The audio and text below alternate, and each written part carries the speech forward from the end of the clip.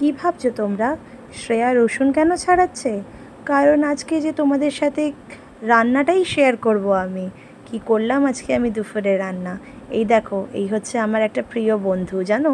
প্রতিদিন আসে আমার কাছে কিছু না কিছু খেতে, আর আমি প্রতিদিন তাকে কিছু না কিছু দিই। যেমনি ধরো ভাত, কখনো কখনো ব্রেড, কখনো বিস্কিট, যেটা আমার কাছে অ্যাভেলেবেল থাকে। এই দেখো, আমি কিছু কিছু কেটে নিলাম, কিছু কিছু ভেজিটেবলস, মানে কিছু সবজি লাইক পেঁয়াজ, আদা, রসুন, আর এদিকে একটু বেগুন কেটে নিচ্ছি, আর একটু আলুও কেটে নিলাম। আর এই যে আদা রসুনটা, সেটা আমি হামলদিস্তায় একটু থেতো করে নিলাম। কারণ হচ্ছে আমি না মিক্সার গ্রাইন্ডার একদম পছন্দ করি না, জানো। আমার কাছে শিলটা নেই, নাহলে আমি শিলে বাটা রান্না ভীষণ ভালো লাগে। এই দেখো, আজকে কী রান্না বলো তো? আজকে হচ্ছে মাছের ডিম। মাছের ডিম আর ওদিকে কাতলা মাছ।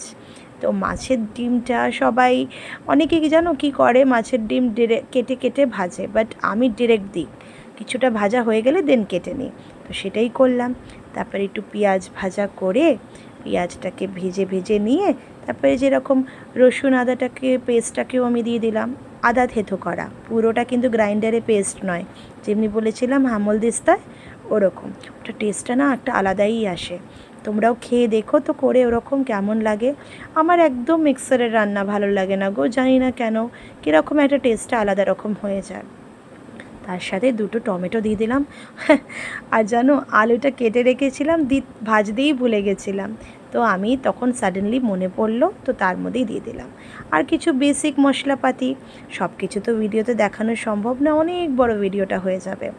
বেসিক মশলা মানে কি, ওই নুন, হলুদ, একটু লঙ্কা গুঁড়ো, একটু জিরে ধনে, এই আর কি।